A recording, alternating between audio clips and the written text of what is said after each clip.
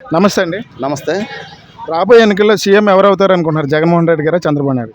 మరోసారి జగన్మోహన్ రెడ్డి గారు సీఎం అయ్యే అవకాశం ఉన్నది. ఖచ్చితంగా సీఎం అవుతారు.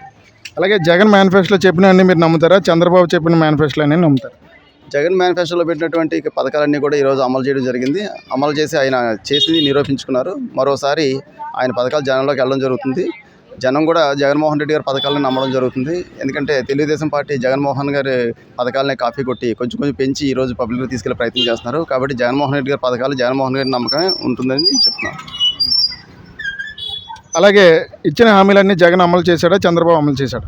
ఇచ్చిన హామీలు నెరవేర్చడంలో జగన్మోహన్ రెడ్డి గారు సక్సెస్ అయ్యారని చెప్పాలి. 100% ఆయన సక్సెస్ అయ్యారు. అలాగే జగన్, చంద్రబాబులో ఎవరు నమ్ముతారు మీరు? జగన్మోహన్ రెడ్డి గారిని నమ్ముతున్నాం. పథకాలతో పాటు సచివాలయాలు, రైతు భరోసా కేంద్రాలు, స్కూల్స్ బాగు చేసి ఇంగ్లీష్ మీడియం చేశాను అంటున్నారు జగన్ గారు. ఇవన్నీ చేశారంటారా నిజంగా? ఇవన్నీ జరుగుతున్నాయి చెప్పాలి. ఎందుకంటే మన కాలం ముందే ఈరోజు 1,20,000 మంది సచివాలయం జాబులు క్రియేట్ చేయడం జరిగింది. వాళ్ళకి జాబులు ఇచ్చారు, వాళ్ళు ఉద్యోగం చేస్తూ ఉన్నారు. సచివాలయాలు కూడా ఉన్నాయి. అలాగే గ్రామ సచివాలయాలకు ఇన్ఫ్రాస్ట్రక్చర్ పెంచడం జరిగింది. అలాగే ఇంగ్లీష్ మీడియం పెడుతూ కూడా స్కూల్స్ని కూడా ఇన్ఫ్రాస్ట్రక్చర్ భారీ స్థాయిలో పెంచి ఈరోజు స్కూల్స్లోని అద్భుతమైనటువంటి ఎన్విరాన్మెంట్ని ఆయన క్రియేట్ చేయడం జరిగింది. పరిసరాలు చాలా బాగున్నాయి.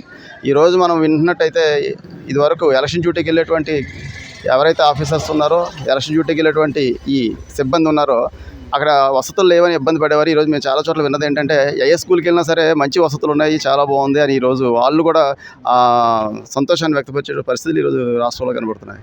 అలాగే సచివాలయం వల్ల, వాలంటరీ వల్ల అంతా మంచి జరిగింది అంటున్నారా? వాలంటరీ వల్ల పథకాలు జనాల వరకు నేరుగా చేరడం, వాళ్ళు సౌకర్యవంతంగా ఉండడం, ఈరోజు ఏదైతే దాన్ని డిస్టర్బ్ చేయడం జరిగిందో అంతరాయం కలిగేసరికి దాని యొక్క ప్రాముఖ్యత ఏంటనేది ఈరోజు ప్రజలకు కూడా తెలియవచ్చింది. కాబట్టి వాలంటరీ వ్యవస్థ అనేది ఒక సర్వీస్ అందించేటువంటి వ్యవస్థగా వాళ్ళకి చాలా చేదోడు వాదోడుగా ఉంటుందని చెప్పాలి.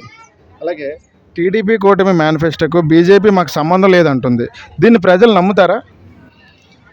ఖచ్చితంగా ఇది నమ్మేటువంటి పరిస్థితి లేదు. ఎందుకంటే జగన్మోహన్ రెడ్డి గారు హామీలు, జగన్మోహన్ రెడ్డి మేనిఫెస్టో మొత్తం చూసినట్టయితే అందులోని ఆల్రెడీ నిజాయితీ కనబడుతుంది. ఆయన దాన్ని ఇప్పుడు ప్రజలు కూడా అందించడంలో ఆయన సక్సెస్ అయి ఉన్నారు.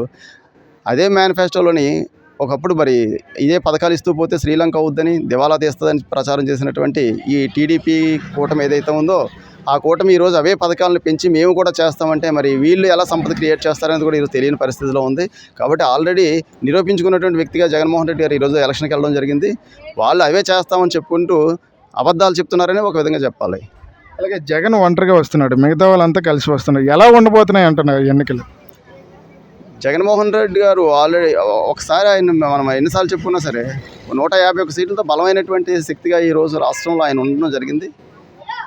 అతను ఒక లీడర్గా నిరూపించుకోవడం, పార్టీని వ్యవస్థాగతంగా బలోపేతం చేసుకోవటం, అనుకున్నవన్నీ ప్రజలకు అందించడంలో సక్సెస్ అయ్యారు. కాబట్టి ఒంటరిగా రావడానికి ఆయన ప్రజాబలం ఉంది. ప్రజాబలంతో ఆయన ఖచ్చితంగా రావాల్సి ఉంది. మిగతా కూటమి చూసినట్టయితే వాళ్ళు పార్టీల ద్వారా బలాన్ని తెచ్చుకోగలుగుతున్నారు, కానీ ప్రజాబలంలో మాత్రం ఫెయిల్ అయ్యారని చెప్పాలి. ఫైనల్గా మీ ఓటు ఎవరికండి? జగన్మోహన్ రెడ్డి గారికి, చంద్రబాబు నాయుడు? ఖచ్చితంగా జగన్మోహన్ రెడ్డి గారికి ఫ్యాన్ గుర్తుకేస్తాం. Thank you very much.